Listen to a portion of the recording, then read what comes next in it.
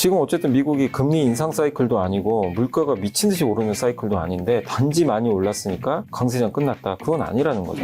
그래서 약세장 조건이 지금 없어요. 아직은. 사실상 뭐 딱히 급락장으로 전환될 만한 요소는 보이지 않는다. 지금 삼성전자, 하이닉스 둘 중에는 어느 게 더 매력적이신가요? 밸류는 하이닉스가 싸요. 밸류 하이닉스가 싸다. 근데 모멘텀이 삼성이 더 많아요. 저는 지금 소부장 투자하는 건 좀 반대예요. 이미 지금 너무들 올랐기 때문에 좋긴 좋죠. 좋은데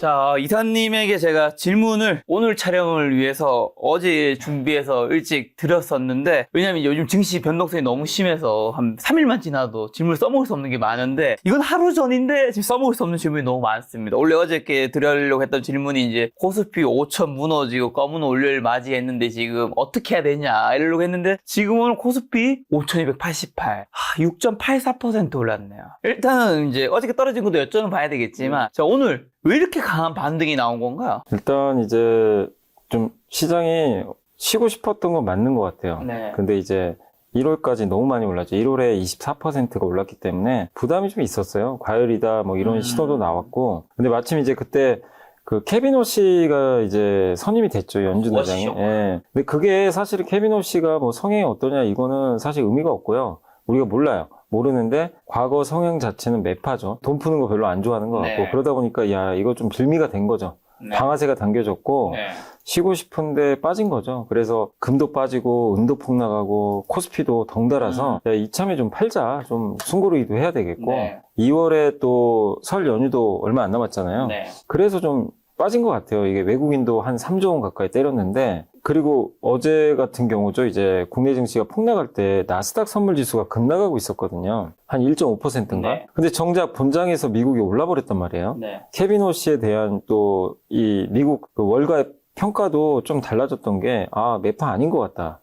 금리 인하 할 것 같다. 이렇게 또 생각이 또 바뀌어버린 거예요, 하루 만에. 그러다 보니까 이제 미국 증시 올랐고, 또 미국의 ISM 제조업 지수라고 이제 설문조사 한 거죠, 기업들한테 가가지고. 그게 또 잘 나왔어요. 네. 예, 그러다 보니까 이 미국이 좀 오르게 됐고, 국내 증시에도 고스란히 아침부터 좀 반영이 되면서 상승세로 이제 출발을 했는데, 뭐 장중 내내 어쨌든 외국인 매수 들어오고, 또 거기에 반도체 기업들의 이익이 지금 너무 좋잖아요. 근데 네. 최근에 뭐 JP모건도 그렇고 모건 스탠리도 그렇고 외국계 투자 증권에서 삼성전자 하이닉스 목표가 계속 올리고 이익 추정치가 지금 장난이 아니거든요. 그러니까 27년도에는 전 세계 어떤 기업보다 삼성전자가 제일 이익이 많을 거란 얘기도 있어요. 내년에. 내년에. 그러니까 지금 우리는 모르지만 네. 그런 전망도 나오더라고요. 그러니까 이제 야, 그럼 싼 거 아니야? 근데 어제 주가 빠졌네? 이러면서 이제 매수가 급격하게 들어오면서 삼성전자가 저도 이렇게 하루에 오늘 얼마죠? 하루에 11%가 올랐는데 저도 이런 걸 본 적이 없어서 한번 보시면 11%입니다. 11.37% 사상 최고가 경신을 했는데 사실 어제 빠진 게 이게 독이 된 게 아니라 네. 어떻게 보면 지금 생각하면 약이 되면서 네. 이 주가가 하루 만에 이렇게 폭등하는 모습을 네. 보였고 이렇게 올랐는데도 PER이 지금 한 8배밖에 안 되거든요. 그러니까 10배도 안 돼요. 그러니까 그만큼 이익이 너무 좋다 보니까 그러니까 제일 문제는 과열이었죠. 너무 네. 올랐던 그 부분이 좀 해소가 되면서 이렇게 또 가파르게 오른 거 아닌가라는 생각을 합니다. 바로 전날에는 블랙 먼데이가 있었고 오늘은 이제 굉장히 반등했는데, 그러면 이제 이사님 보셨을 때 이번 어쨌든 워시 쇼크 그 사태가 일시적 조정에 그친다고 보시나요? 아니면 이제 오늘이 어저께 너무 많이 떨어졌기 때문에 또 반등한 거일 수도 있잖아요. 이게 사실 또 내일 증시가 어떻게 되냐에 따라서 모든 게 해석이 달라지는 거잖아요. 자, 이게 강세장 계속 되나요? 저는 그냥 강세장 이어질 것 같아요. 그 이유가 뭐죠? 그러니까 이유는 뭐냐면 이 강세장이 끝나려면 그냥 꺾이는 건 없어요. 이유가 있어야 됩니다. 많이 올랐다고 그 약세장 되는 거는 없어요. 네. 그런 건 없고 약세장으로 바뀌려면 제일 큰 게 이제 저는 그거로 생각해요. 물가 상승에 의한 긴축. 근데 워시도 제일 두려워하는 게 뭐냐면 인플레이션이 발생을 하는 걸 되게 두려워해요. 근데 그 조건 중에 하나가 돈 푸는 거. 돈 풀어서 이제 물가 오르는 걸 되게 꺼려하거든요. 근데 지금 미국을 보고 우리나라도 보시면 물가는 꺾였거든요. 물가 상승률이 높진 않아요. 우리 한국도 2% 초반, 미국이 한 2% 후반인데 물론 목표보다는 높지만 한때 뭐 5%, 6%보다 많이 안정된 수치고, 연준 의장도 파월 의장도 올해 1분기 지나면 물가가 피크아웃 할 거다라고 언급을 했기 때문에 올해 연준에서 생각하는 거는 금리 한 번 아니면 두 번 인하하는 거잖아요. 시장도 네. 그렇게 예상을 하고, 이게 워시가 왔다고 그럼 금리 인하 할 거라 안 하고 그럴 것 같지는 않고요. 워시도 결국엔 그 물가가 안정화되면 금리 인하를 적극적으로 할 사람 중에 하나입니다. 그렇기 때문에 트럼프 대통령이 저는 뽑았다고 생각을 하고 있고, 트럼프 대통령이 좀 농담조로 그런 얘기 한 거 아마 기사가 뭐 이렇게 나와 있었죠. 금리 인하 안 하면 내가 소송 걸 거라고. 본인이 직접 얘기를 했어요. 워시한테 내가 소송 걸 거다. 그 얘기는 뭐냐면 농담이기도 하지만 거기에 많은 게 들어가 있죠. 서로 교감이 있었던 것 같아요. 금리 낮춰라. 네. 근데 조건은 그거죠. 워시도 물가만 높지 않으면 제가 낮출 겁니다. 아마 그렇게 서로 합의가 됐던 것 같아요. 그래서 물가 상승만 아니면 긴축 사이클은 끝난 거거든요. 네. 계속 인하를 할 거예요. 근데 지금 어쨌든 미국이 금리 인상 사이클도 아니고 물가가 미친 듯이 오르는 사이클도 아닌데 단지 많이 올랐으니까 강세장 끝났다. 그건 아니라는 거죠. 그래서 약세장 조건이 지금 없어요. 아직은. 두 번째가 지금 시장을 이끄는 건 여기도 나와 있죠. 삼성전자, 하이닉스죠. 반도체가 끝난 게 아니잖아요. 반도체 이익은 내년에 더 늘어납니다. 이게 어디서 끝날지는 저도 몰라요. 이번 1분기 실적은 예상보다 훨씬 좋을 것 같고 계속 추정치가 올라가거든요. 근데 반도체에 대한 어떤 우리가 생각하는 그런 이익 추정치나 업황이 꺾이는 모습을 우리가 봐야 되는데 그게 지금 당장 확인이 안 되고요. 좀 시간이 더 지나야 알 수가 있는 거니까 그 두 가지 강세장의 조건, 그게 지금 바뀐 게 1도 없어요. 아직까지는. 그렇기 때문에 강세 마인드를 유지해야 된다. 다만 주가가 가파르게 오른 건 맞기 때문에 어제처럼 이렇게 한 번씩 주가가 폭 나가는 거 있죠. 이게 언제든지 나올 수는 있어요. 그거는 뭐가 문제가 생겨서 빠진다기보다는 어쨌든 한 번씩 이렇게 가격에 대한 부담 때문에 조정을 받는 거지, 그거는 약세장의 조건은 아니거든요. 그래서 아직까지 제가 봤을 때는 주가 상승에 대한 부담 말고는 사실상 뭐 딱히 급락장으로 전환될 만한 요소는 보이지 않는다. 그래서 여전히 강세장 마인드를 저는 좀 유지해야 된다고 생각을 하고 있고, 또 거기다 고객위탁금이 제가 아까 오면서 확인해 보니까 111조예요. 그 코로나 때 우리가 제일 70조? 많았을 때 맞아요. 70조. 그랬다가 좀 시장 안 좋아졌을 때 40조, 50조 왔다 갔다 했죠. 두 배가 늘었습니다. 이 돈이 여기에 두 배가 들어온 거예요. 이것도 무시할 수 없는 거거든요. 그러니까 유동성이 그만큼 좋아요. 이게 어디 도망 안 가잖아요. 사실 주변 분들한테만 물어보세요. 주식 팔고 뭐 할 거냐고. 딱히 대안이 없어요. 요즘에 뭐 코인 별로 안 좋죠. 부동산은 할 수가 없죠. 갈 데가 뭐 금은 아니면 주식. 맞아요. 근데 예금도 좀 마땅치 않고 금은도 사실 엄청 오르긴 했잖아요. 그쵸. 근데 그러다 보니까 또 정부가 코스피, 코스닥을 좀 밀어주잖아요. 사실 어떻게 보면. 그래서 팔아도 마땅히 또 갈 데가 없고 이 안에서 놀 가능성이 높기 때문에. 근데 그 유동성 효과는 아직 제대로 저는 시장에 반영은 안 됐다고 보거든요. 지금 삼성전자 오른 거는 이익으로 올랐거든요. 그렇기 때문에 아직은 강세장 마인드를 저는 버릴 필요는 없다. 라고 좀 생각을 하고 있습니다. 그럼 어저께 같은 경우는 이제 블랙 먼데이 때 외국인과 기관이 4조 원 넘는 매도 폭탄을 던졌었는데 어제 개인이 5조 원 넘게 순매수했다고 나오던데, 그런 매수 기회를 보는 관점은 지금으로서는 타당하다고 보시나요? 네, 그러니까 어제처럼 이렇게 한 번씩 폭 나갈 수가 있잖아요. 그럴 때 개인 투자분들이 지금 물론 이제 우리가 결과는 알고 있죠.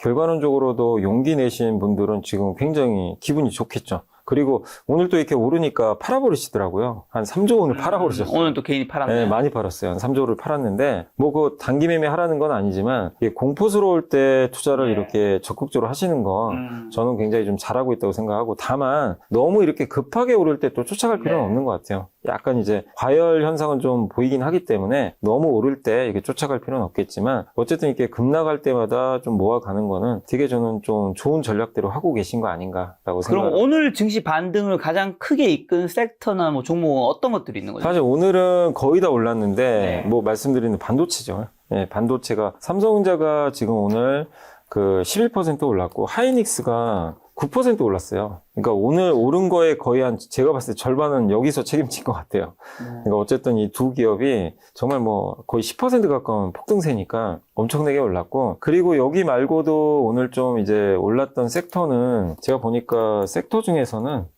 한번 제가 좀 보여드릴게요. 여기 보시면 오늘 제일 많이 오른 건 사실은 섹터는 스페이스X. 스페이스X가 xAI랑 합병해가지고 상장한다고 하더라고요. 거의 확정이 된 것 같아요. 그래서 지분 갖고 있는 기업들 있죠. 특히 미래에셋증권. 24%. 실제 지분을 좀 갖고 있거든요. 그러다 보니까 오늘 많이 올랐고, 거기에 이제 스페이스X에 공급하는 기업들 있잖아요. 뭐 세아베스틀지주나 우주항공주들이죠. 이런 기업들도 이제 덩달아서 같이 올랐다. 그래서 여기가 좀 제일 셌고, 두 번째가 이거는 아직은 확정된 건 아닌데 그 언론 보도가 좀 있었던 것 같더라고요. 우크라이나 뭐 종전 이슈가 또 있나 봐요. 그래서 오늘 전진건설로봇, 현대건설기계 중 예전에 HD 건설기계, 진성TC 이런 쪽이 굴삭기죠. 굴삭기가 아무래도 재건을 하게 되면 당연히 수혜를 받으니까 굴삭기가 좀 좋았고, 근데 가장 뭐 덩치가 큰 것 중에선 역시 오늘 삼성전자, 하이닉스 같은 반도체가 이끌었다. 그리고 우주항공이나 또 오늘 건설 대표주도 좀 올랐고, 종합상사, 또 여기 보시면 뭐 시멘트 업종도 좋았고, 네, 반도체 소부장도 좋았고. 근데 사실은 오늘은요, 뭐 저렇게 압도적인 섹터도 있지만 대다수 섹터가 거의 다 그냥 골고루 올라갔기 때문에 오늘은 반도체를 제외하면 뭐 수많은 업종들이 그냥 같이 따라 올라갔다. 라고 좀 보시는 게 좋을 것 같습니다. 저 그럼 반도체 좀 여쭤보면 삼성전자가 지금 16만 전자 돌파했고 SK하이닉스는 90만대 돌파했는데 전문가들이 뭐 증권사들이 애널리스트 분들이 목표 주가 대폭 상향하는 근거랑 지금 어디까지 갈 수 있다고 보시나요? 일단 이제 삼성전자 하이닉스가 이렇게 올랐지만 이익이 워낙 가파르게 오르고 있기 네. 때문에 뭐 24만 원 얘기도 나오죠, 삼성전자. 하이닉스는 뭐 150만 원도 얘기가 나온 것 같아요. 그러니까 진짜 높아 보이긴 하지만 그거보다 이익이 더 많이 증가하고 있기 때문에 주가 비싸지 않고요. 지금 SK하이닉스도 일단 기본적으로 지금 이제 시가총액이 650조 정도 되는데 영업이익 기준으로 올해 120조는 벌 것 같아요. 120조를 650으로 그러니까 650을 120으로 나누시면 PR이 나오잖아요. 그러면 한 5배도 안 되는 것 같아요. 예, 그러니까 이익이 너무 좋기 때문에 오히려 하이닉스가 좀 더 싸요. 삼성전자보다. 지금은. 네, 더 싼 편이고. 근데 삼성전자가 올해 아마 영업이익이 최소한 150조 나올 것 같고, 내년에 그 좀 높게 보는 데가 230조 얘기를 하니까 230조가 내년에 나올지는 저도 모르지만 그거를 대입을 해보면 지금 시가총액 1100조거든요. 우선주 합쳐서. 1100조를 한 200조로만 그냥 나눠볼게요. PER이 6배도 안 되죠. 한 6배 되나요? 그러니까 너무 싼 거죠. 너무 싼데요? 예. 근데 이제 왜 이렇게 그러면 싸게 거래가 되냐, 이익 대비해서 이렇게 싸냐. 메모리 반도체는 언젠가 끝이 나잖아요. 피크아웃 하니까. 그러니까요. 이 이익이 영원한가? 28년엔 꺾이면 어떡하지? 이 그렇죠. 불안감은 있어요. 그렇죠. 그래서 우리는 27년까지는 보지 마시고, 일단 올해 실적만 봐도 주가가 여전히 PER이 뭐 8배, 하이닉스 기준은 6배, 여기밖에 안 되기 때문에 아직까지는 싸다. 그래서 저 개인적으로는 어쨌든 이 정도 이익이 난다면 삼성전자 20만 원 가는 거는 뭐 저는 충분히 가능하다 이렇게 보고 있고, 하이닉스도 100만 원 넘는 거는 어렵지 않다 이렇게 보고 있습니다. 워낙 이익이 좋기 때문에. 네. 다만 주의하실 거는 이익 사이클이 언젠가 끝날 수도 있어요. 네. 어느 시점에서. 그게 지금 당장은 아니에요. 아마 하반기 가서 좀 우리가 확인할 수 있기 때문에 상반기는 계속해서 이런 이익 사이클이 올라가면서 좋은 분위기 이어지겠지만 하반기에는 한번 좀 검증은 필요하다. 라고 좀 말씀드리겠습니다. 전문가분들이 이제 내년까지 이제 좋겠지만 반도체가 올해 상반기 이제 또 선반영하는 것들이 있으니까 상반기까지는 좋겠지만 이제 하반기 때는 굉장히 조심해야 된다. 좀 더 민첩하게 하시는 분들은 1분기 때까지는 좋겠지만 2분기부터는 조금 이제 물론 회사는 성장하겠지만 주가는 조금 둔화됐을 때 얘기하시던데 공감하시나요? 근데 그게 어려운 게 뭐냐면은 네. 대부분 그렇게 보거든요. 그래서 네, 이제 맞아요. 좋을 때 좀 차익 실현해야 된다 맞아. 하는데, 근데 그런 논리였으면 계속해서 이제 그 사실 9만 원, 10만 원 왔을 때도 되게 그런 얘기들이 좀 몇 번 있었거든요. 근데 그때 파신 분들은 지금 포모 오죠. 9만 원, 10만 원에 삼성전자 팔았다고 생각해 보세요.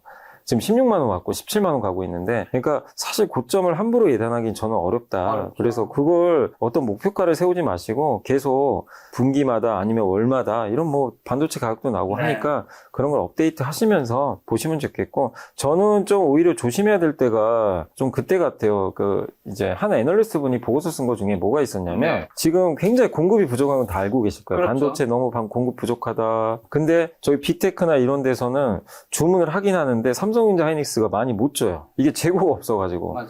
근데 이거를 근데 어떻게든 물량을 확보하고 싶어서, 왜냐면 지금 오늘이 제일 싸대요, 디램 값이. 그런 얘기도 있어요. 아니, 너무 공급이 안 많이 돼. 오르니까. 네, 공급이 안 되니까 계속 올라요. PC용 디램 네. 가격이 작년보다 지금 한 6배 올랐거든요. 실제 거기 다나와 들어가서 검색해보세요. 가격 추이가 있어요. 그래서 저도 지금 저기 PC를 못 바꿔요. 저 바꾸고 싶은데 그 업그레이드를 못 하겠어요. 비싸가지고. 그래서 그 얘기가 틀린 말은 아니에요. 오늘이 제일 싸다. 이런 얘기가 틀린 말은 아닌데, 한 애널리스트 했던 얘기는 뭐냐면 중복 구매를 할 가능성이 되게 높대요. 그러니까 이게 주문을 보통 한 번 주는데 보통 우리가 더블 부킹이라고 그러죠. 네. 2중. 그러니까 내가 생각한 것보다 일단 확보하기 위해서 2번. 심지어는 5번의 중복 구매 주문이 들어올 수도 있고요. 심지어는 6번. 그런 게 2분기나 3분기 중에 발생할 수가 있대요. 그럼 무슨 일이 발생할까요? 반도체 가격이 전 우리 상상 이상으로 튀어버릴 수도 있어요. 그걸 이제 보통 우리가 사재기한다 그러는데, 근데 만약에 그런 일이 혹시 발생을 하면 반도체 스토리텔링이 더 강화되면서 주가가 위로 한 번 더 폭발할 수가 있거든요. 네. 근데 혹시 그런 이유 때문에 주가가 오르면 이거는 좀 이제 고점 사인일 가능성은 저는 있을 것 같아요. 그래서 함부로 지금 예단은 못하지만 중복 구매. 네, 중복 구매나 뭐 3번, 4번 이런 이슈들이 나올 수도 있거든요. 네. 그럼 거기에 또 시장이 흥분할 가능성이 되게 높아요. 근데 그거는 어쨌든 일부 가수요가 발생하는 걸 수도 있기 때문에 장기적으로는 그게 좋은 거라고 생각은 안 하거든요. 그래서 혹시라도 그런 것 때문에 주가가 위로 정말 이렇게 오버슈팅이 확 나오게 되면 그때는 아, 이건 좀 조심해야 되는 신호구나 라고 생각하시면서 비중을 좀 줄이셔도 되겠지만 아직은 그게 아니잖아요. 네. 아직도 가는 사이클이니까. 그래서 저는 함부로 이렇게 예단하지 말고 저는 들고 계신다면 기본적으로 삼성전자 하이닉스만큼은 어떤 신호가 좀 보이기 전까지는 계속 좀 끌고 가는 게 맞지 않나 이렇게 생각하고 있습니다. 아니면 또 추가적으로 뭐 봄용 디램 가격 같은 것들이 급등하면서 주가가 오르는 것도 있는데 이런 급등세의 기울기가 좀 꺾일 때도 뭐 좀 비중을 좀 조절해야 될까요? 근데 그런 것들도 중간중간에 한 번씩 꺾이긴 해요. 근데 그런 거를 우리가 맞출 방법도 없고 네. 과거에도 그게 꺾였다가 다시 가는 경우도 있거든요. 그러니까 그것만 보고 팔았는데 더 갈 수도 있어요, 주가가. 그래서 너무 그냥 기울기만 저는 보지 마시고, 물론 그 기울기가 꺾이면 일부 차익 매물이 나올 수는 있는데 그 차익 매물을 딛고 또 한 번 더 올라갈 수도 있거든요. 네. 그래서 저는 이제 그런 부분도 물론 중요하겠지만 그 각자의 선택입니다. 그럼 나는 그거 보고 하겠다 하셔도 괜찮아요. 그러니까 저도 이제 말씀드리고 싶은 건 뭐냐면 기준을 하나 만드시라는 거죠. 자기 기준, 뭐 이 디램 기울기가 꺾이거나 이익 추정치 기울기가 꺾일 수도 있어요. 그걸 보시고 난 절반 팔겠다. 그것도 괜찮고, 아까 제가 말씀드린 것처럼 이게 재고가 너무 적기 때문에 2중, 3중, 4중 주문이 들어올 수도 있거든요. 나는 그거 한번 기다려보겠다. 그럼 그때 그거 확인하고 주가가 너무 급등할 때 팔아버리겠다. 이런 것도 하나의 방법이거든요. 그러니까 각자의 기준을 하나 세우셔가지고 대응을 하시면 좋을 것 같습니다. 봄용 디램 가격이 급등하면서 DDR5 마진이 HBM 추월했을 때는 분석도 있는데 이런 수익성 역전 현상이 주가에 미친 영향 어떻게 보시나요? 이게 그래서 삼성전자가 더 센 거예요, 최근에. 왜냐하면 아시겠지만 하이닉스가 HBM 비중이 월등히 높고 없죠. 삼성은 HBM보다 범용이 높잖아요. 그러니까요. 근데 이제 말씀하신 대로 요즘에 삼성이 강한 이유가 범용 디램이 지금 마진이 엄청 올라오는 게 지금 많은 메모리 3사가 다 HBM에 집중하잖아요. 네. 네, 범용보다는 여기가 수요가 높으니까. 그리고 HBM은 올해 완판이 됐으니까 이 고객과의 약속이에요. 무조건 만들어줘야 돼요. 그러니까 여기에 집중을 해야 되는데 HBM에 집중하는 순간 무슨 문제가 발생하냐면 HBM을 일단 만들기가 되게 어렵고요. 그리고 이 웨이퍼에서 만드는 공간도 되게 많이 차지해요. 그러다 보니까 이걸 많이 만들면 범용 디램은 자연스럽게 감산이 들어가는 거죠. 그러니까 자연스럽게 줄어들어요. 이걸 의도적으로 한 게 아니라 HBM 만들다 보니까 범용 디램을 만들 이 방법이 좀 부족한 거죠. 그래서 이 자연스럽게 이제 공급이 줄면서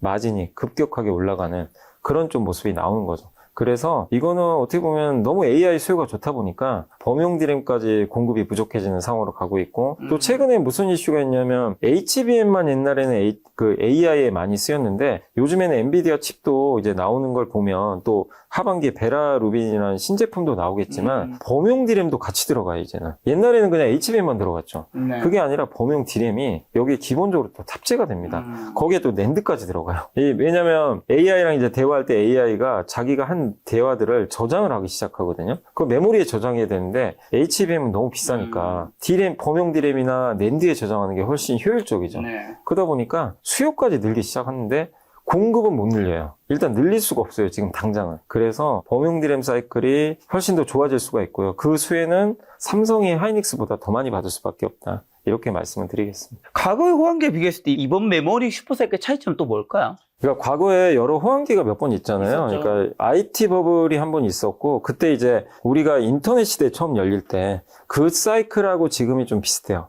그때 한 46개월 정도 상승 사이클이 이어졌고, 근데 그 중간중간에 무슨 사이클이 있었냐면 스마트폰 사이클. 이건 소비재 사이클이죠. 2020년에 코로나 터졌을 때 많은 분들이 PC 사고 또 스마트폰 교체를 했죠. 맞아요. 이것도 소비재. 소비재 사이클은 보통 2년 만에 끝나요.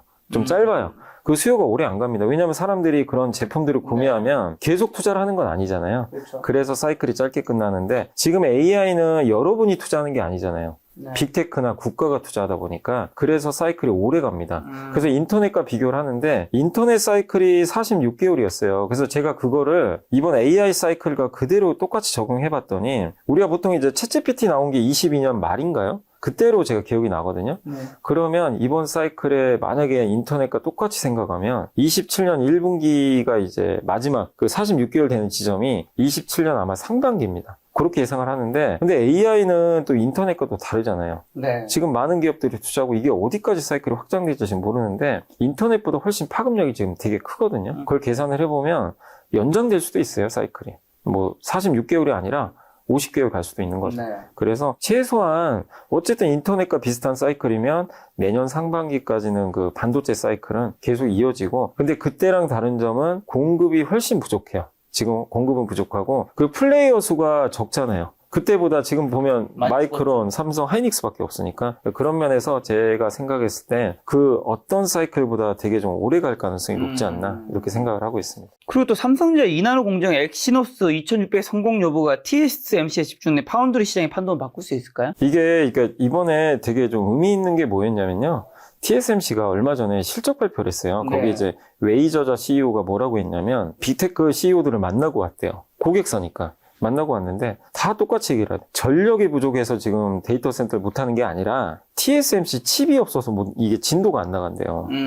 그 얘기를 듣고 이제 웨이저사 CEO가 충격받은 거죠. 우리 때문이라고? 근데 그게 왜 그러냐면요. 이유가 있어요. TSMC가 챗GPT 나오고 AI 수요가 폭발했을 때 설비 투자 늘리고 여기에 맞게 엔비디아에 맞춰서 좀 증설을 많이 했어야 되는데 설비 투자 증가율을 낮춰버린 거예요. 좀 보수적으로 투자를 했어요. 한 2년 동안. 그러니까 이러다 보니까 이게 칩 공급이 제대로 안 된 거예요. 그래서 엔비디아 젠슨하고 한 번씩 했던 얘기가 TSMC 얘기를 한 번씩 꺼낸 거예요. 네. 이 병목에 대해서. 근데 미국의 빅테크 CEO 똑같은 얘기를 한 거예요. 우리는 전력이 부족해서라고 생각하는데 이번에 TSMC CEO는 무슨 소리냐. 그거 아니다. 우리가 잘못했다. 우리가 투자를 많이 안 해가지고 공급을 못 늘린 거예요. 그래서 이번에 뭐를 했냐면 TSMC가 갑자기 공급을 확 늘리겠다고 발표를 합니다. 그러니까 작년보다 올해 설비 투자를 30% 이상 급증시키기로 발표를 해버렸어요. 부족하니까. 그래서 이게 무슨 얘기냐면 이게 왜 삼성한테 호재냐면요. 이제 빅테크 CEO들은 안 거예요.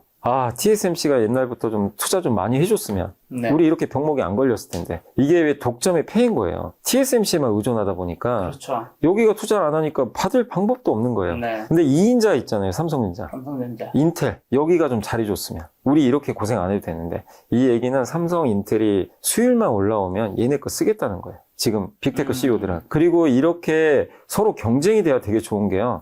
서로 경쟁을 하면요. TSMC는 더 투자를 합니다. 네. 2등을 견제해야 되니까. 그러면 빅테크는 더 좋아요. 공급이 엄청나게 늘겠죠. 그래서 이번 사건을 계기로 저도 좀 느꼈던 게 뭐냐면 이거 TSMC가 또 저렇게 파운드리 투자하면 삼성한테 안 좋은 거 아니야? 이게 아니고 오히려 삼성한테 기회가 생긴다고 저는 보는 거예요. TSMC한테 빅테크들이 경고 사인 날렸구나. 네. 좀 증설 좀 해라. 근데 삼성이 쫓아오면요. 삼성 거를 이제 안 쓸 이유가 저는 없다고 보거든요. 근데 작년에 아마 기억하시겠지만 테슬라 수주 따냈잖아요. 20조짜리 파운드리. 그리고 최근에 수율도 좀 계속 올라오고 있기 때문에 제가 봤을 때 이번 TSMC 쇼크는 삼성한테 결국엔 삼성이 조금만 이제 수율만 올라와준다면 기회가 생길 수 있는 빅테크의 AI 가속기도 따낼 수 있는 그런 어떤 좀 상징적인 저는 사건이 되지 않았나라고도 좀 생각을 하고 있습니다. 그리고 또 삼성전자 HBM4 시장에서 내세우는 원스톱 턴키 솔루션은 고객들에게 어떤 매력이 있을까요? 그러니까 이제 삼성이 그 뭐냐면 AI 칩을 엔비디아, 그러니까 그 TSMC가 만들어주는데 TSMC가 만들지만 HBM은 못 만들잖아요. 네. 그 안에 넣을 수가 없어요. 이거 어디 거 쓰죠? 하이닉스 거. 하이닉스에서 받아서 AI 가속기를 조립해서 이제 엔비디아에 납품을 하는 지금 상황인데 이거를 지금 삼성전자는 그 TSMC가 하는 파운드리를 할 수가 있잖아요. 거기다가 HBM도 삼성전자가 알아서 하죠. 그러니까 이 원스톱 솔루션은 뭐냐면 삼성이 메모리부터 파운드리까지 우리 다 해서 주겠다는 거예요. 네. 맞춤형으로. 그래서 아직은 믿질 않아요. 이게 TSMC가 워낙 잘하니까 야 삼성 잘할 수 있을까? 검증 안 된 거 아니야? 그렇지만 삼성 입장에서는 기회만 주라 이거죠. 우리 HBM까지 꽂아서 다 줄게. 네. 이렇게 되는 거죠. 그러니까 TSMC는 하이닉스를 한번 쿠션을 바꿔줘야 되는데 삼성은 자기가 다 A부터 Z까지 다 해주는 거죠. 그래서 그걸 할 수 있기 때문에 요거를 누구한테 줄지 모르지만 만약에 수주를 따내서 이게 검증만 된다면 삼성 파운드리도 저는 기회가 상당히 많지 않을까 이렇게 보고 있습니다. 근데 이제 좀 관련된 주식으로 해외 주식에 그 엔비디아 차트 한번 볼까요? 엔비디아는 요즘에 좀 이제 안 좋아요, 주가가. 한 18개월째 안 가는 것 같아요. 그러니까 안 간다는 게 뭐냐면 주가가 그냥 정체인 거죠. 예, 보시면 187달러. 네, 그러니까 어떻게 보면 여기서 이제 고점 찍고 크게 보면 별로 오른 게 없어요. 여기랑 이때가 이제 153달러니까 지금 1년 넘게 지났는데 네. 오른 게 요거밖에 안 돼요. 좀밖에 안 되니까 사실상 지금 정체 구간에 빠져 있는 거고, 물론 저점 대비하면 좀 오르긴 했지만, 그러니까 이게 제가 봤을 때는 엔비디아가 이렇게 많이 못 오르는 건, 일단 첫 번째는 한번 이렇게 월봉 차트 보시면 엔비디아 주가가 코로나 이후로 요때 챗GPT가 요때 나왔잖아요. 요 수혜를 받으면 이때가 얼마였죠? 이때가 가격이 10.8달러니까 이때부터 지금 200달러까지 왔으니까 한 20배 올랐거든요. 네. 그러니까 20배 오른 데 따른 약간의 가격 부담이 첫 번째고, 그 다음에 지금 사이클이 GPU 사이클이 아니에요. GPU는 지금 경쟁이 치열해지죠. 구글의 TPU 나오죠. 자체 칩을 만들어요, 기업들이. 엔비디아랑 좀 경쟁하기 시작했고, 그 다음에 지금 병목 현상 중에 제일 심한 게 메모리잖아요. 메모리가 너무 부족하니까 이 왕자가 메모리로 넘어갔어요. 그래서 제가 한번 보여드리면, 엔비디아가 뭐 나쁘다는 건 아닌데 이제 부진한 이유는 그 이유 때문이고, 근데 지금 최근에 미국에서 제일 센 기업이 여기입니다. 마이크론은 안 갔어요, 그동안. 엔비디아 날아갈 때도. 근데 올해 이제 5월부터 가기 시작했는데, 이때부터 지금 이제 몇 달 지났죠? 7개월? 작년 5월. 네. 여기서부터 이제 달려버린 거죠. 여기가 이제 50달러니까 한 이제 거의 9배 올랐죠. 그러니까 한마디로 지금 주인공은 지금 마이크론으로 넘어간 거죠. 마이크론은 세계 3위잖아요. 메모리. 그다음 삼성 하이닉스가 있고. 그러니까 우리나라 기업들이 주가가 올라가는 것과 마이크론이 올라가는 게 일치하는 거죠. 생각해보니까 원래 하이닉스는 엔비디아랑 약간 동조화되면서 갔었는데 이제 좀 떨어졌네. 네, 왜냐면 이제 어쨌든 뭐 엔비디아도 여전히 좋긴 하지만 네. 하이닉스는 메모리 2등 업체잖아요. 그 수혜를 그대로 받고 있고, 어쨌든 좀 패권 경쟁에서 GPU 세력이 좀 약간 주춤하고 지금 메모리 세력이 좀 득세를 하는 거죠. 그래서 이게 차트에도 저는 그대로 나오고 있다. 근데 이제 이렇게 올랐는데도 물론 주가 부담은 있지만 이제 7개월밖에 안 지났거든요. 오른 지가 얼마 안 돼요. 이렇게 부담스럽지 않은 거죠. 기간 자체가. 네. 보통 이렇게 주도주가 한번 상승 사이클 타면 1년 이상은 간대요, 보통은. 근데 이제 6개월에서 7개월 지났으니까 이렇게 계산하면 올해 상반기까지는 메모리는 좀 괜찮지 않을까라는 좀 생각도 하고 있습니다. 자, 그렇다면 지금 삼성전자, 하이닉스 둘 중에는 어느 게 더 매력적이신가요? 밸류는 하이닉스가 싸요. 밸류 하이닉스가 네, 싸다. 근데 모멘텀이 삼성이 더 많아요. 삼성이 더 그래서 저는 삼성을 더 괜찮게 보고, 둘 중에 하나 해야 된다면, 굳이 꼭 골라야 된다면 둘 다 좋지만, 그리고 삼성이 모멘텀이 많은 게 아까 이제 질문하셨지만 네. 범용 사이클 돌아오고, 그다음 질문 주신 거에 답이 있죠. 파운드리. 하이닉스는 파운드리를 못 하잖아요. 그러니까 삼성은, 저는 파운드리도 기대해 볼 만하다고 생각하거든요. 테슬라 칩 수주한 것도 엄청난 호재고, 왜냐하면 테슬라가 만드는 칩이 그 로봇에 들어가요. 로봇하고 자율주행차에. 피지컬 AI 칩을, 전 세계에서 제일 피지컬 AI 잘하는 회사 칩을 삼성이 만들어줘요. 그러니까 그것도 저는 굉장히 매력이 있고, 그리고 아까 말씀드린 대로 빅테크들은 누구보다 삼성이 좀 제발 파운드리 좀 잘했으면, 네, TSMC에 자꾸 끌려다니거든요. 공급도 안 되고. 그래서 가격이 좀 떨어지길 바라고 있어요. 그래서 파운드리 쪽에서 기대할 게 저는 올해 하반기하고 내년에 많다고 생각하니까 삼성전자를 메모리만 보진 말자. 네, 그런 관점에서 상당히 좀 관심 있게 보고 있습니다. 그렇다면 삼성전자, SK하이닉스 여전히 잘 나갈 테니까 반도체 장비 소부장 종목 중에서 그 낙수 효과를 가장 크게 볼 수 있는 탑픽 종목은 좀 어디가 될까요? 그래서 가장 많이 수혜를 받는 거는 네. 사실은 원익 IPS예요. 왜냐면 엄청 올랐어요. 근데 저는 지금 소부장 투자하는 건 좀 반대예요. 이미 지금 너무들 올랐기 때문에 좋긴 좋죠. 좋은데 이 원익 IPS도 주가 보세요. 이렇게 1년 전에 여기였거든요. 여기 주가가 이제 2만 원대인데 거의 한 6배, 7배 올라버렸죠. 이렇게 너무 가파르게 올라왔을 때 소부장은 투자하시면 안 됩니다. 아무리 좋아도 조금 절제하시면 좋겠고, 다만 뭐 보유는 하셔도 괜찮죠. 근데 왜 이 기업이 이렇게 많이 올랐냐면, 원익 IPS가 왜 대장이냐면 둘 다예요. 장비가 메모리에 들어가는 장비가 네. 있고 파운드리도 같이 줘요. 그러니까 삼성 파운드리에 들어가요. 그러니까 양수 겸장이죠. 그러다 보니까 이 두 가지 수혜를 고스란히 받으면서 원익 IPS가 좀 올랐다 라고 좀 말씀드리고 싶고, 근데 이제 소부장 중에서 이걸 뭐 제가 개인적으로 추천드리는 게, 밸류에이션이 좀 괜찮은 기업이, 상대적으로 못 올랐던 기업이 제가 봤을 때는 요 KC라는 기업이 있어요. 요 기업. 요게 이제 뭐냐면 반도체 밑에 소부장을 지주회사예요. 지주회사. 지주회사라서 좀 할인을 받을 수도 있는데, 요 기업 같은 경우 주가가 안 간 건 아닌데 확실히 좀 주가가 많이 못 올랐죠. 상대적으로 좀 기울기가 약하고, 그리고 요걸 보시면 KC는 반도체 밑에 소부장을 많이 갖고 있는데 밸류가 좀 낮은 편입니다. 그래서 지금 작년 3분기까지 아직 4분기 실적 발표 안 했으니까 한번 이게 순이익 더해보시면 요거 더하면 한 400억 가까이 되거든요. 작년 3분기까지. 작년 4분기 더하면 뭐 500억 정도 나올 것 같아요. 근데 지금 시가총액이 얼마냐면 4,100억밖에 안 돼요. PER이 8배니까. 물론 삼성보다 좀, 지금 소부장은요, 삼성전자 하이닉스보다 비싸요, 다. 그렇지만 소부장 쪽에서 저는 좀 밸류가 매력이 있는 기업은 이런 기업도 있으니까 여러분들이 한번 이것도 공부를 해보시면 좋겠고, 다만 너무 아까 원익 IPS가 제일 좋긴 한데, 너무 이렇게 급하게 오른 소부장은 저는 좀 지켜보자, 이렇게 말씀드리겠습니다. 자, 그렇다면 이제 반도체를 포함해서 지금 이사님께서 지금 2월, 3월 올해 상반기에 좀 좋게 보신 유망 섹터는 어디인 거죠? 저는 일단은 지금 1월에는 사실 현대차가 진짜 좋았잖아요. 뜨거웠죠. 너무 뜨거웠는데 2월은 좀 쉴 거는 같아요. 왜냐면 약간 모멘텀이 없어요. 뭐 이슈가 자율주행 모멘텀이 좀 나오려면 시간 걸리니까. CS도 끝났으니까요. 그래서 약간 저도 로봇이나 자동차를 여전히 좋게 보지만 2월은 좀 아닌 것 같고 2월만 봤을 때는 저는 좀 내수주 좀 봤으면 좋겠어요. 내수주라는 게 뭐냐면 이제 우리 설날이지만 중국은 춘절이라 그러죠. 명절이 오니까 한국에 중국인들이 굉장히 많이 올 것 같아요. 왜 많이 오냐면 한일령을 때려버렸잖아요. 그래서 실제로 중국 사람들한테 정부가 지시를 내린 것 같아요. 웬만하면 일본 여행 가지 마라. 그래서 이번 일본 우리나라에 오는 중국 항공기 예매가 3.3배나 늘었대요.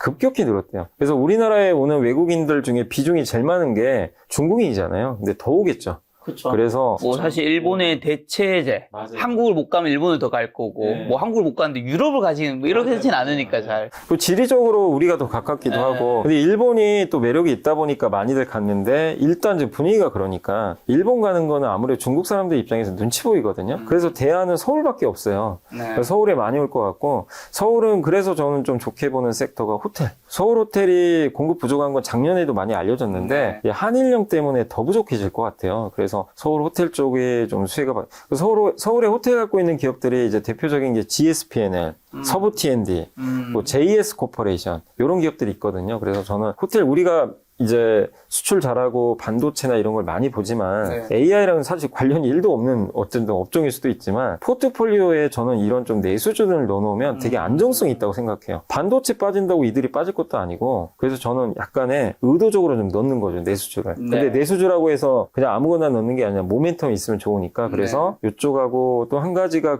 내수주 중에서 백화점도 괜찮아 보여요. 옛날엔 면세점을 많이 갔는데 요즘엔 또 백화점들을 이제 외국인들이 와서 필수 쇼핑 코스로 보더라고요. 그래서 저는 백화점, 뭐 신세계 같은 것도 괜찮고. 근데 요거는 뭐 중국과는 상관없지만 개인적으로는 저는 내수 쪽에서 또 자산 많이 갖고 있는 부동산 회사들 있잖아요. 요즘에 서울이 저기 신세계가 좀 괜찮은 게 저 강남 고속버스 터미널. 지금 이제 개발 들어갈 거고. 그 다음에 또 하나가 저기 동서울 터미널 아세요? 동서울 터미널도 지금 개발하는 걸로 아는데 거기 개발 지분 갖고 있는 회사가 이마트예요. 이마트가 거기 자회사 100% 자회사 하나 갖고 있거든요. 그 회사가 이제 중심이 돼가지고 아마 동서울터미널 개발하는 걸로 알고 있어요. 그래서 이마트가 우리가 좀 생각하기로는 야 저거 뭐 장사도 안 되고 막 이렇게 성장도 못하는 걸로 아는데 저는 그렇게 안 봅니다. 부동산이 있어요. 그 부동산 가치가 있고 그 다음에 이마트가 저도 사실 이마트 거의 안 가지만 트레이더스는 되게 장사 잘 되더라고요. 거기 코스트코랑 약간 경제가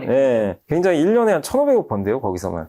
그래서 돈도 잘 벌고 있기 때문에 우리가 스타컴이나 이런 것 때문에 좀 항상 이마트를 좀 꺼려하고 그런 부분은 있지만 어쨌든 이마트도 저는 좀 재평가 받을 것 같아요. 그 부동산 가치도 있어서. 그래서 그런 내수주도 한번 여러분들이 좀 바라보시면 어떨까라고 좀 생각하고 있습니다. 그러면 내수주에서 호텔과 백화점, 그밖에 많은 분들이 언급하시는 조선, 방산, 원전, 지주, 은행, 증권주 이런 여기가 나쁘다가 아니라 주가들이 다들 한 번씩 어마어마하게 올랐잖아요. 맞죠. 조방원도 그렇고. 그래서 이들이 2월에 나쁘다가 아니라요. 근데 방산주는 혹시라도 아까 이제 말씀드린 대로 종전이 진짜인지 제가 모르겠지만 혹시 종전이 진짜 확정되면 일단 빠질 수밖에 없잖아요. 하나이스피스 오늘 차트가 어떻게 되죠? 오늘 잠깐만 저도 하나이오로는 안 봤는데 오늘 그래도 올랐네요. 어제 좀 많이 빠져서 그런지 몰라도. 근데 아무래도 방산주도 보시면 하나이오로도 엄청 올랐잖아요. 또 신고가 났어요, 최근에. 그렇기 때문에 약간 모멘텀은 좀 소진될 가능성이 있거든요. 그래서 저는 좀 못 오른 것 중에서 좀 찾아본 거예요. 그러니까 내수주도. 그래서 조선, 방산, 원전 여전히 저는 매력적으로 여전히 보고 있고 그렇지만 조금 2월 달에 좀 소강면을 좀 보일 수 있다는 건 염두에 두시고 다만 작년에 우리가 좋게 봤던 이제 주도 섹터가 반도체 빼고 4개잖아요. 조선, 방산, 그 다음에 원전, 그리고 변압기. 변압기. 예, 로봇은 당연히 이제 계속 좋을 것 같긴 한데, 변압기 쪽도 이 4개 중에선 전 변압기가 좀 제일 나은 것 같아요. 그러니까 전력기기라 그러죠. 네. 전력 쪽. 요쪽이 모멘텀이 좀 그래도 있는 것 같아요. 많은 뭐, 미국에서도 뭐, 젠슨왕도 맨날 하는 얘기가 전력 부족하다. 뭐 이런 얘기들을 하니까. 그리고 우리나라도 이제 그 이재명 대통령이 서해안에 에너지 고속도로 깔 거거든요. 네. 그거 다 전력선 만들어야 돼요. 그러니까 이 전력기기만 있는 게 아니라 거기 포함된 게 뭐냐면 변압기도 있고요. 전선 업체들. 오늘 대한전선 신고가 났거든요, 또. 그러니까 전선도 있고 또 거기에 기반이 되는 게 또 구리 관련된. 전선 만들 때 구리로 만들잖아요. 구리 쪽도 있을 거고 다 연결됩니다. 그리고 그걸 지원할 수 있는 ESS, 에너지 저장 장치. 이런 게 하나의 사이클이고 또 GNC 에너지 같은 기업들이 만드는 게 데이터 센터에 비상 발전기라고 있거든요. 이게 하나의 세트예요. 그래서 꼭 변압기로만 생각하지 마시고 전력기기 전반적으로 AI 데이터 센터를 지원할 수 있는 전력을 공급할 수 있는 그런 인프라 있죠. 이걸 하나의 묶음으로 보셔가지고 네. 보시면 어떨까. 그래서 저는 그러니까 반도체 말고는 내수 쪽하고 저런 이제 전력기기 쪽.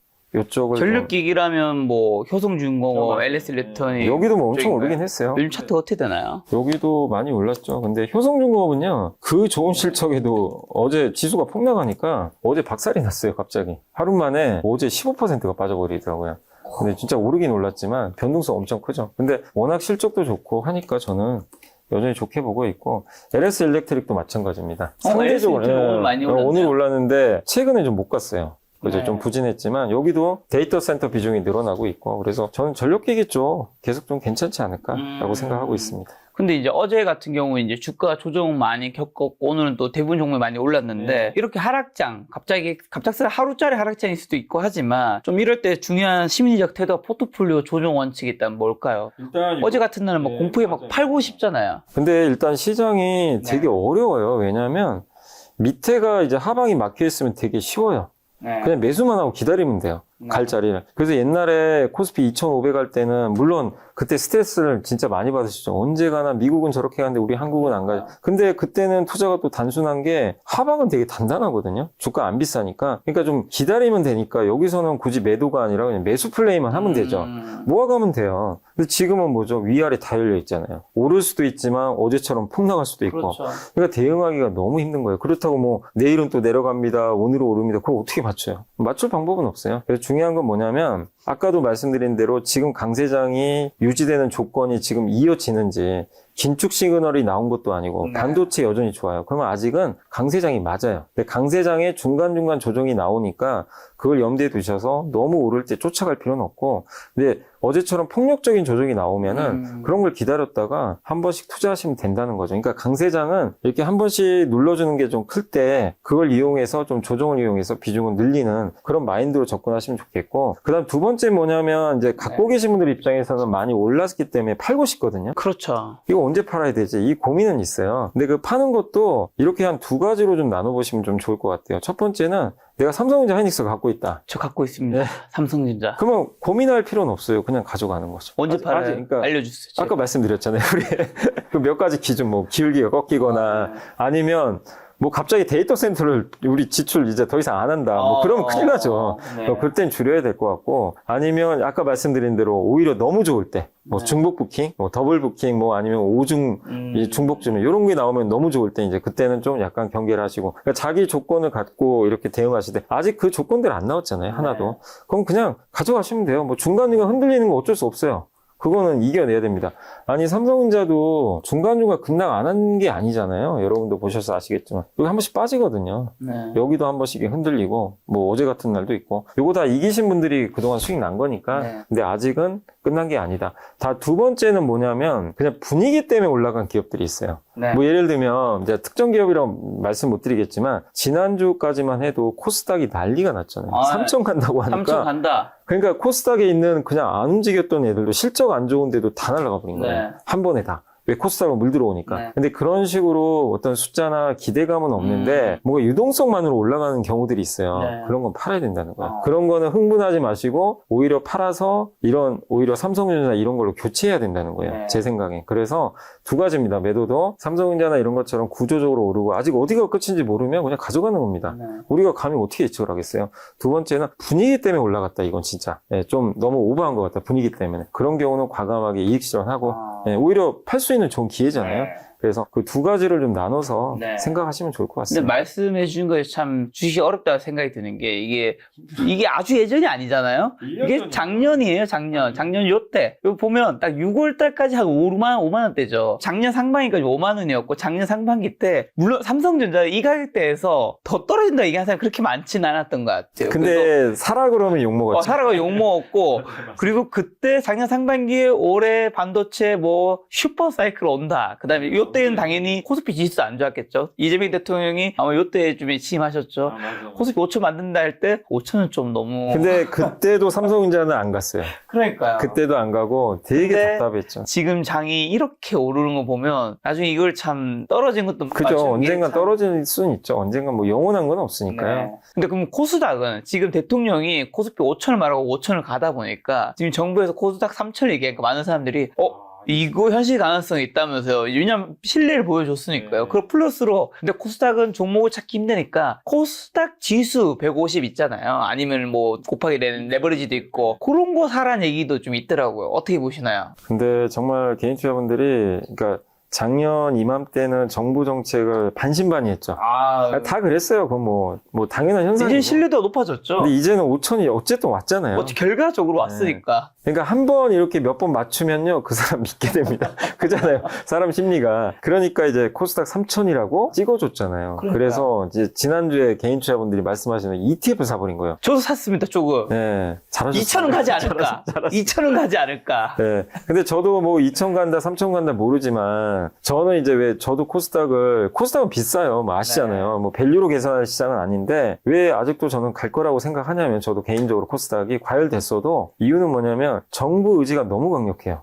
이걸 이길 수는 없어요. 지금 이재명 대통령의 발언이 요즘에 계속 나오죠. 부동산 계속 때리거든요. 네, 뭐 그게 될지 안 될지 제가 뭐 알 방법은 없지만 그러면서도 주식에는 굉장히 우호적인 얘기를 합니다. 뭐라고 했냐면 부동산 가격이 오르면 모두가 행복한 건 아니다. 맞아요. 네, 그 얘기를 하는데 주식은 오르면 다 행복하다. 그러니까 결국에 뭐냐면 그런 얘기를 하면서 자꾸 국내 주식 쪽으로 유턴을 계속 시키고 있어요. 그래서 한 가지 나온 게 코스닥 3천 얘기도 꺼낸 거고 근데 코스닥 3천은 꼭 이렇게 개인 투자분들의 그런 걸 유도하는 것도 하나 있는데 이게 너무 중요한 시장으로 보는 거예요. 왜냐하면 나스닥이 잘 된 게 너무 부러운 거예요. 나스닥은 정말 전 세계적으로 유명한 기업들이 거기 가서 자금 조달도 하고 네. 서로 들어가고 싶어하는 시장이고 굉장히 건전한 시장 중에 하나잖아요. 상징성도 있고. 근데 우리 코스닥은 이미지가 어떻죠? 단타 세력들의 놀이터니 작전 세력의 놀이터니 질이 안 좋다. 좋은 기업 맨날 다 떠나고 이거 바꾸자. 이번 기회에 한번 바꿔보자. 여기를 벤처기업의 육성의 장으로 만들어보자. 이게 이재명 대통령의 일단 핵심 목표예요. 그럼 여기에 벤처기업의 장으로 만들려면 질을 높여야 되거든요. 질을 높이려면 어떻게 합니까? 퇴출시켜야 돼요. 아닌 기업은 과감히 퇴출시키고 괜찮은 저 외부에 있는 기업은 상장시켜야 돼요. 이러려면 덩치가 커져야 됩니다. 또. 네. 그래서 질을 높인다는 측면에서 저는 코스닥도 시총은 이재명 대통령의 생각은 최소 시총 1000조 목표로 하는 거 아닌가. 지금 코스닥 시총이 하이닉스랑 똑같아요. 650조 정도 되거든요. 600조 좀 넘는데 저는 1000조 정도를 만들어놔야 이재명 대통령이 생각하는 그 그림이 나오지 않겠냐. 그래야 이게 똘똘한 기업들이 들어와서 받아줄 수가 있어요. 그래서 저는 2천 간다 얘기하는 게 아니라 그 정책 목표가 그런 목표니까 그거를 잘 이끌어 준다면 뭐 충분히 시가총액 1000조도 갈 수 있다. 코스닥 기준으로. 그러니까 저는 개인적으로 꼭 그랬으면 좋겠어요. 하이닉스랑 코스닥이 같이 손잡고 네. 1000조원 갔으면 좋지 않을까. 그런 생각도 좀 한번 해봅니다. 자, 정부의 또 정책이 있어서 이제 주가가 굉장히 많이 오른 부분도 있는데 한국 증시가요. 자사주 소각 의무화가 시행되면 코스피 주당 순이익 밸류에이션 재평가에는 어떤 변화가 있을까요? 당연히 이제 주식수도 중요하죠. 우리가 EPS로 계산하잖아요. PER을 계산할 때. 그래서 EPS가 분모에 들어가니까. 근데 어쨌든 이 EPS는 주당 순이익이죠. 이익을 주식수로 나눈 거죠. 이게 올라가려면 어떻게 되죠? 주식수를 줄이면 되죠. 이익을 많이 내거나 주식수를 줄이면 그렇죠. 되니까 자사주 소각이 공급 줄이는 거잖아요. 네. 그래서 이번에 제가 삼성전자 하이닉스 보면서도 놀라운 게 뭐냐면 옛날에 이렇게 돈 많이 벌어도 주주환원 잘 안 합니다. 투자할 때도 많으니까 이번에 돈 많이 보니까 다 특별 주주환원을 해요. 자사주 소각하고 배당 늘리고 맞아요. 너무나 바람직한 현상이죠. 아니 삼성 하이닉스가 이렇게 솔선수범을 하면 기업들이 안 따라가겠습니까? 따라가죠. 그래서 자사주 소각도 법으로 만들고 있고 그래서 이 부분은 우리나라 증시를 이 밸류에이션을 그러니까 코리아 디스카운트를 없애는 그러니까 한마디로 5천 시대에 걸맞는 저는 그런 정책이라고 보고 있기 때문에 상당히 의미가 있다라고 좀 생각합니다. 더블카운트 이슈로 저평가된 지주사들의 주가 상법 개정 이후 실제 가치에 더 수렴하게 될까요? 그렇게 보고 있고요. 너무 할인이 네. 심하거든요. 근데 그 중에 하나가 자사주를 또 많이 갖고 있잖아요. 네. 그래서 자사주를 많이 갖고 있는 그런 기업 같은 경우 아마 법이 통과되면 이제 의무적으로 아마 1년 안에는 소각을 해야 될 거예요. 근데 다만 주주총회를 열어서 주주들이 동의를 하면 소각을 안 해도 됩니다. 네. 근데 주주들이 그걸 반대할 이유가 없잖아요. 네. 대부분 소각을 할 것 같고 그렇게 되면 자사주를 많이 갖고 있는 그런 지주사 같은 경우는 저는 충분히 그 자사주를 소각으로 함으로 인해서 주당 가치가 올라가기 때문에 수혜를 받을 것 같다. 그래서 지주회사들 계속 염두에 두시고 지주회사 중에 아마 자사주 많이 갖고 있는 기업이 아마 SK일 거예요. 거기가 한 24%인가 25% 정도 갖고 있기 때문에 자사주를 많이 갖고 있는 기업들은 한 번 더 주목해 SK 보시죠. 차트 한번 볼까요? SK도 좀 많이 많이 올랐어요. 오르잖아요. 네, 많이 올랐어요. SK도 많이 한 올랐고 32만. SK도 많이 올랐고 SK 스퀘어는 그 하이닉스 지분을 많이 갖고 있어서 네. 그냥 거기는요, 그냥 하이닉스의 레버리지라고 생각하시면 돼요. 한마디로 이 회사는 거의 하이닉스 올라가는 것보다 물론 뭐 오늘은 상승폭이 덜했지만 네. 그 하이닉스를 거의 그대로 연동합니다. 네, 빠질 땐 좀 더 빠지고 네. 오르면 좀 더 오르는 그런 성향이 있으니까 그거 그대로 좀 반영하는 기업이다라고 보시면 되겠습니다. 자, 최근 몇 개월 동안 대형주 쏠림 현상으로 인해 나만 소외됐다는 포모 느끼는 개인분도 많은데 소외된 중소형주로의 순환매 장세가 오는 건지라 여전히 주도주는 그냥 대형주라고 보고 접근해야 될까요? 아닙니다. 이게 지난주에 한번 보여줬잖아요. 네. 코스닥 그 3천 얘기 나오면서 네. 어쨌든 한번 돌렸거든요. 그래서 요즘에 미국도 러셀 2000 같은 중소형주가 강하긴 해요. 그래서 지금은 삼성 하이닉스가 또 너무 강하니까 약간 숨고르긴 할 수도 있지만 삼성 하이닉스가 중간중간 쉬거든요. 그때는 분명히 저는 중소형주로 간다고 봐요. 그래서 중소형주도 포기하지 마시고 다만 중소형주도 아까 반도체 소부장처럼 구조적으로 좋아지면서 가는 거는 그냥 들고 가시면 되는데 그냥 이 분위기 때문에 유동성 때문에 오르는 중소형주는 네. 그런 건 단기로 매매하시는 게 좋겠죠. 그래서 그런 좀 옥석 가리긴 하시되 전반적인 중소형주는 저는 여전히 좀 괜찮을 것 같다라고 생각합니다. 그리고 또 이제 방탄소년단 완전체 이제 컴백하는데 블랙핑크 월드 투어 이런 것들이 엔터주 부진의 시선에 결정적 카드가 될까요? 그러니까 이제 엔터주가 좀 최근 좀 부진하잖아요. 또 네. 이번에 홍콩에서 드림 콘서트가 또 연기된 것 같더라고요. 한한령이 좀 해제될 줄 알았는데 그게 또 안 되다 보니까 약간 실망한 부분도 있지만 그래도 저는 한한령도 좋지만 올해 핵심은 대형 아티스트들이 컴백을 해요. 일단 BTS가 3월 20일 날 컴백하고 예상보다 공연 횟수가 많아요. 지금 나온 걸로는 81회. 그리고 아마 450만 명이 볼 것 같아요. 그 티켓 값이 30만 원. 그 계산하면요. 이 콘서트로 나오는 매출이 1.2조 원. 거기다가 응원봉 사야 되잖아요. 그거 합치면 1조 5천억. 요 정도 예상하더라고요. 테일러 스위프트가 23년, 24년에 공연해가지고 3조 벌었어요. 거의 그 급으로 지금 가고 있는 거죠. 그래서 하이브가 연간 매출 2조거든요. 그러니까 1.5조 정도를 새롭게 벌기 시작하는 거죠. 그러니까 엄청나기 때문에 저는 그래서 하이브 괜찮게 보고 있고 최근에 하이브가 좀 좋았어요. 다른 엔터주는 좀 빠졌는데 네. 보시면 이제 BTS가 컴백하는 효과가 있고 근데 하이브만 갈 것 같진 않은 게 올해 YG엔터도요 그 빅뱅이 컴백합니다. 어쨌든 빅뱅도 돌아와요. 그러니까 대형 IP죠. 여기가 돌아올 거고 SM의 엑소가 컴백한대요. 그래서 예전에 이제 좀 많이 활동하다가 최근에 안 하던 이런 이제 그 그룹들이 다시 컴백을 한다는 게 굉장히 고무적이고 또 거기다 신인 그룹들도 잘하고 있어서 저는 하이브를 여전히 굉장히 좀 더 좋게 보고 있지만 엔터주들 전반적으로 이 네. BTS가 컴백하는 효과가 이제 이런 것들이 나오기 시작하면 네. 동반해서 오르지 않겠냐. 그래서 부진할 때 엔터주를 한번 관심 있게 보는 것도 괜찮다고 생각하고 대장은 있습니다. 하이브입니다. 하이브가. 예, 하이브가 가장 우선인 것 같습니다. 자, 그리고 또 현대차가 로봇 선두주자를 구성하면 시총 3위에 올랐습니다. 자동차 산업이 피지컬 에어웨어 결합하며 얻게 된 새로운 밸류에이션은 어느 정도일까요? 그러니까 전문차 많이 올랐죠. 갑작스럽게. 현대차가 이럴 줄은 뭐 아무도 예상 못하셨을 거예요. 그러니까요. 안 달리다가 그냥 순식간에 거의 2배 가까이 올라버렸거든요. 근데 이게 그만큼 눌려 있다 보니까 응축이 돼 있는 상황에서 한마디로 로봇 회사로 변신한다는 게 이제 확신을 하다 보니까 시장 참가자들이 여기로 돈이 다 몰려버린 거죠. 그래서 엄청난 상승이 나왔고, 저는 현대차도 이제 시작이라고 봐요. 2월은 좀 쉴 수 있지만 CES에서 로봇을 보여줬잖아요. 그것도 우리 기대 이상이었어요. 아틀라스. 예, 너무 좋은 로봇이었고, 거기에 두뇌를 구글의 딥마인드, 알파고를 만들었던 딥마인드를 집어넣고 엔비디아의 GPU로 학습을 하고 피지컬 AI의 주도주가 될 것 같거든요. 그래서 현대차는 이렇게 올라도 PER이 지금 10배밖에 안 되거든요. 여전히 저평가돼 있고, 이제 현대차를 많은 분들이 자동차로는 안 보시는 것 같아요. 확실히 로봇주로 인식이 바뀌었고, 로봇이나 자율주행에서 올해 이벤트들이 좀 있어요. CEO 인베스터 데이에서도 뭔가 얘기를 할 것 같고, 자율주행차도 또 나오거든요. 이런 것들이 하나씩 이제 검증이 되면 또 밸류가 올라갈 거로 보기 때문에 너무 오른 데 따른 숨고르기는 좀 일부 있지만 2월은 쉬겠지만 이렇게 2월에 쉴 때 저는 좀 모아 가시는 것도 괜찮지 않을까 생각합니다. 아틀라스가 2028년 미국 조지아 메타플랜트 공장에 투입된다 로드맵에서 발표했는데 실제 공정 투입 시 인건비 절감과 생산 효율성은 어느 정도나 개선될까요? 그게 이제 뭐 데이터마다 좀 다를 수 있겠지만 일단 시간당 인건비가 아틀라스를 투입을 하게 되면 지금 현재 이제 가격이 대당 억대가 넘잖아요. 맞아요. 그거 기준으로 하면 한 5.5달러 정도 될 것 같아요. 근데 일반적으로 최저임금을 그 7.5달러 정도 보더라고요. 그렇게 보면은 최저임금보다 좀 낮은 수준이고, 거기에 선진국들 같은 경우, 그러니까 이 선진국 같은 경우는 제조업체에 근무하는 사람들의 평균 임금이 그 20달러가 넘는데요. 시간당. 그러니까 미국 같은 경우는 굉장히 비싼 편이죠. 그거에 비하면 5달러니까 굉장히 낮고, 만약에 그 테슬라의 옵티머스 로봇이 앞으로 목표 가격이 2만 달러예요. 출시 가격이. 2만 달러로 계산을 하잖아요. 그럼 시간당 그 비용이 로봇 같은 경우 1달러로 떨어진대요. 그러면 이제 너무 싸지는 거죠.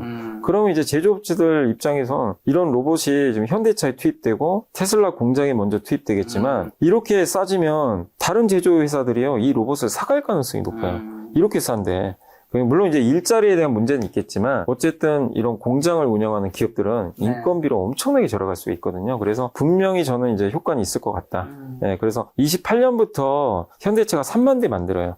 그때부터 시작하니까 진짜 본 게임은 2028년이고 앞으로 2년은 그 본 게임을 하기 위한 진짜 엄청난 준비 과정. 마치 뭐 야구의 스프링 캠프 같은 거죠. 그 시기가 2년이고 여기서 얼마나 잘 준비를 하느냐에 따라서 현대차는 여기서 주가가 2배 더 오를 수도 있고요. 근데 그걸 못하면 다시 꼬꾸라지는 거죠. 원점으로 회귀할 수 있기 때문에 2년간의 스프링 캠프가 정말 중요하다라고 말씀드리겠습니다. 내부 근로자와의 협의도 굉장히 좀 중요한 거겠네. 이거 반대하시는 그죠. 이게 노조는 되게 좀 반대하죠. 그렇죠. 왜냐하면 지금 그래서 그때 언론 보도에도 현대차 노조가 성명서를 낸 것 같더라고. 단 한 대도 안 된다 이렇게 했는데 저는 그게 주가를 결정하기 어렵다고 보고 있고요. 이거는 또 제가 한 얘기가 아니라 대통령이 직접 언급했잖아요. 노조에 대고 그 수레가 이렇게 그러니까 거슬러 오는 수레를 막을 수는 없대요. 그 얘기는 뭐죠? 로봇 시대가 오는데 그걸 막을 방법은 없다. 그렇죠. 예. 대통령도 인정을 했기 때문에 전 노조가 반발을 해도 이 로봇을 사용하는 이 어떤 트렌드는 막을 방법은 없지 않나라고 생각합니다. 뭐 일자리도 정말 중요한 건 맞지만 또 시대의 그 트렌드를 우리나라의 기업이 제대로 많이 못하면 기업 자체가 나중에 무너질 수도 그럼 그저 아무것도 없는 거죠. 그 현대차도요, 자동차 하나만 한다고 생각해 보세요. 미래가 없는 거예요. 자율주행과 로봇으로 안 가면 존폐 위기에 놓일 수도 있어요. 옛날에 노키아가 그렇죠. 진짜 꿀 빨아먹던 시절이 있었잖아요. 옛날에 전 세계 핸드폰 1위였어요. 그냥 진짜 압도적이었어요. 근데 변화하지 못해서. 네, 그거 스마트폰 안 하고 망해버렸거든요. 결국 현대차도 그러지 말라는 법은 없기 때문에 기업이 있어야 결국 있는 거잖아요. 예, 그렇기 때문에 일단 물론 일자리도 중요하지만 그건 현대차가 좀 풀어야 될 숙제죠. 로봇과 어떻게 상생할지는 풀어야 되겠지만 대통령 말씀처럼 거슬러 오는 수레를 막을 방법은 이제 없는 것 같습니다. 자, 보스턴 다이내믹스 기업 가치가 인수 당시보다 수십 배 뛰었다는 분석이 있던데요. 뭐 사는 건 제가 알고 있기로 한 1조 샀는데 지금은 30조에서 120조 사이의 상장 가능성 얘기하던데 나스닥 상장 가능성과 그에 따른 지분 가치 상승 효과 어떻게 보시나요? 일단 정의서 회장 지분이 제일 중요한데 그 현대차 그룹이 전체적으로 90% 갖고 있고 아마 소프트뱅크가 8%인가 갖고 있는 걸로 알아요. 그래서 계산을 해보니까 물론 120조까지는 제가 모르겠지만 애널리스트들 추정치나 뭐 외국계 증권사의 보고서나 그다음 유니트리 아시죠? 중국에 여기가 12조 정도 되거든요. 그래서 그런 걸 종합해서 한 중간값을 계산해보니까 제가 데이터를 봤더니 한 55조 정도. 요게 좀 합리적인 것 같아요. 물론 100조 가면 좋죠. 55조로 계산을 하면 정의서 회장이 갖고 있는 지분이 한 20%가 되거든요. 20이. 그걸로 계산을 해보니까 지분 가치가 한 13조 원 정도 될 거예요. 근데 100조면 얼마죠? 만약에 기업 가치가 100조면 20조가 넘는 거죠. 엄청나죠. 그러면 13조만 돼도 적은 게 아니죠. 이 돈 가지고 뭐 할 거냐? 나중에 나스닥 상장해서 팔 건데 네. 그러면 상속세를 내셔야 돼요. 왜냐면 이제 정문구 회장님이 나이가 90세 정도 되니까 그 상속세가 한 6조 원 정도를 예상하더라고요. 그럼 절반 정도를 그 상속세를 낼 거고 나머지는 뭘로 할 거냐면 현대모비스 지분을 확보해야 됩니다. 현대모비스가 현대차 그룹의 지주사 역할을 해요. 근데 이 회사 지분을 정의선 회장이 0.2%밖에 지금 없어요. 그래서 아마 보스턴다이내믹스 상장을 하게 되면 모비스 지분을 확보할 겁니다. 이걸 팔아가지고. 모비스 주가에도 좋겠죠. 그래서 이 가치가 높으면 높을수록 정의선 회장은 모비스 지분을 훨씬 많이 살 수가 있어요. 그래서 이 지배구조 이슈랑도 맞물려 있기 때문에 이건 전체적으로 현대차 그룹에 다 좋은 거죠. 그리고 현대차도 그 간접적이지만 현대차, 현대모비스, 기아가 보스턴다이내믹스 지분을 갖고 있고 글로비스도 직접적으로 지분 10% 갖고 있기 때문에 가치가 오르면 당연히 플러스가 될 수밖에 없고 로봇이 잘 되면 당연히 또 가치가 오르겠죠. 그래서 이제는 보스턴다이내믹스랑 옛날에는 좀 떨어져 있었는데 보스턴다이내믹스의 가치와 현대차의 가치가 이제 같이 가는 그림이니까 운명 공동체가 이제는 될 수밖에 없다. 이렇게 좀 말씀드리겠습니다. 자, 트럼프 정부의 로봇 산업 육성 행정 명령 전망 속에서 제조 강국이 한국이 그러면 글로벌 로봇 공급망의 핵심 파트너로 부상하게 되는 걸까요? 그럴 수밖에 없고요. 왜냐하면 지금 이제 중국이 전 세계에서 로봇 제일 잘하거든요. 공급망도 많이 갖춰졌는데 트럼프 행정부는 중국이 들어오는 거 싫어하고요. 또 로봇은 되게 민감하죠. 거기에 AI가 들어가고 카메라 들어가는데 그렇죠. 중국산 부품 로봇을 쓴다? 안보 문제가 있어서 꺼려할 가능성이 굉장히 높습니다. 그럼 중국 대신해서 밸류체인을 공급할 국가는 저는 한국밖에 없는 것 같아요. 일본도 있지만 일본은 휴머노이드엔 뒤쳐져 있어요. 투자를 많이 안 했더라고요. 휴머노이드만 봤을 때는 한국이 일본보다는 저는 우세하다고 생각을 하고 있거든요. 그래서 중국 다음이 저는 한국이라고 보고 있기 때문에 결국 중국을 안 쓴다는 조건 하에선 한국의 공급망을 저는 선택할 수밖에 없고 그래서 저는 자동차 부품 회사를 좋게 보는 게 이 로봇, 휴머노이드 로봇 부품 만드는 게 자동차 부품의 전동화 부품하고 좀 비슷한 게 많아요. 그래서 최근에 현대모비스, 또 HL만도, SL 이런 기업들이 실제 로봇 부품을 만들고 있거든요. 그래서 이 기업들이 미국에도 이미 진출해 있기 때문에 저는 미국 수혜를 좀 받지 않겠냐라고 생각을 하고 있습니다. 그렇다면 로봇주 투자할 때 현대차를 봐야 될까요? 아니면 현대차 그룹의 계열사들을 봐야 될까요? 아니면 다른 로봇주도 굉장히 많잖아요. 근데 또 혹자는 로봇주 시책 나오는 회사가 진짜 거의 없다. 그래서 맞아요. 그 얘기도 뭐 맞는 말씀이에요. 왜냐하면 이 코스닥의 로봇주들은 숫자가 안 나오거든요. 그리고 이미 주가도 엄청나게 올랐어요. 엄청 올랐죠. 네, 그게 부담스러워요. 그래서 저는 로봇주를 이제 투자하실 때는 저는 개인적으로 현대차하고 자동차 부품주로 하셨으면 좋겠어요. 그러니까 아까도 말씀드렸지만 현대차는 이 대장주죠. 대장주 역할을 하니까 이거를 코어라 그러죠. 보통 우리가 핵심으로 놓고 보시고 그 다음에 이제 좀 약간 주변주 중에서는 저는 자동차 부품. 근데 그 중에서는 HL만도가 왜냐하면 이미 테슬라에도 로봇 납품하는 건 아닌데 전동화 부품을 이미 납품하고 있어요. 테슬라랑 관계가 좋은데 테슬라 휴머노이드 로봇 부품도 저는 언제든지 공급할 수 있는 능력이 있다고 생각하거든요. 그래서 코어로는 현대차를 보시되 그 파트너로는 자동차 부품 쪽에서 한번 여러분이 찾아보시면 어떨까라고 말씀드리겠습니다. 자, 그리고 원전만 마지막 좀 여쭤보면 트럼프 대통령이 원전 리센스 선언과 AI 데이터 센터 전력 포충이 맞물렸는데 지금이 원전주 투자의 제2의 전성기 초입이라고 보시나요? 아니면 이미 늦었을까요? 아니 저는 초입이라고 봐요. 주가는 초입은 아니죠. 네. 주가 많이 올랐지만 업황은 초입이죠. 그래서 조정이 나오면 기회라고 보고 있고 왜냐하면 이제 막 그 삽 들고 착공 시작하려고 하기 직전 단계거든요. 그렇죠. 그러니까 아직 지금 미국이 2030년까지 원전을 10기를 착공 들어가야 돼요. 근데 아직 그 시작도 안 했거든요. 지금 법만 좀 이제 제도만 정비해놨기 때문에 그래서 저는 이제 시작인데 초입 국면이기 때문에 원전 사이클은 되게 길고 또 거기다 대형 원전만 하는 게 아니라 SMR도 이제 착공 들어가요. 요거 두 가지 사이클이 동시에 있는데 이 둘 다 우리 한국이 되게 잘하는 분야죠. 그래서 우리 한국의 손을 파트너십을 맺고 같이 미국이 할 가능성이 저는 높다라고 생각을 하고 있기 때문에 원전은 주가는 이미 좀 올라서 좀 부담은 되더라도 사이클은 이제 초입이다라고 보고 있습니다. 자, 그럼 원전주 투자 시 아무래도 좀 이쪽이 좀 리스크가 많은 섹터니까 리스크 줄이기 위해서 반드시 확인해야 할 코어 종목 선정 기준은 뭘까요? 일단 이거예요. 원전도 서로 이제 겹치는 분야들이 있을 거예요. 네. 그래서 경쟁이 치열한 분야보다는 이 회사밖에 못하는 게 있어요. 그래서 가장 대표적인 게 두산 에너빌리티죠. 에너빌리티가 하는 주 기기 있거든요. 그 안에 들어가는. 그거는 전 세계에서 두산 에너빌리티 외에는 거의 독보적입니다. 네. 물론 중국과 러시아는 있는데 중국, 러시아는 우리가 경쟁할 상대가 아니잖아요. 네. 그들이 뭐 미국에 수출할 것도 아니고 유럽에 수출할 거 아니거든요. 그래서 중국, 일본, 그러니까 중국이나 러시아 제외하면 사실상 저는 에너빌리티가 거의 독보적이라고 봐요. 그래서 미국에서도 따라갈 기업이 별로 없다고 생각합니다. 그래서 거의 그러니까 경쟁이 좀 덜한 업종. 기업을 좀 선택하시면 되겠고, 그래서 두산 에너빌리티 건설사 중에서는 확실히 현대건설이 독보적인 것 같아요. 그래서 미국에서도 일부 수주 따낸 것도 있고, 특히 SMR도 미국의 이제 콜텍이라는 기업과 같이 파트너십 맺고 이제 원전을 지어줄 거거든요. 네. 그래서 그런 이력들이 굉장히 많기 때문에 건설 쪽에서는 확실히 원전은 현대건설. 그래서 독보적인 경쟁력을 갖고 있는 그런 기업들로 원전도 좀 압축을 하시면 좋지 네. 않을까 싶습니다. 근데 원전은 건설 기간이 길고 당장 실적이 좀 없는 부분도 있는데 기대감만 오르고 있는 리스크는 없을까요? 그래서 좀 어렵긴 해요. 그래서 변동성이 클 수밖에 없고, 네. 이 10년이라는 이제 기간 동안 너무 기니까.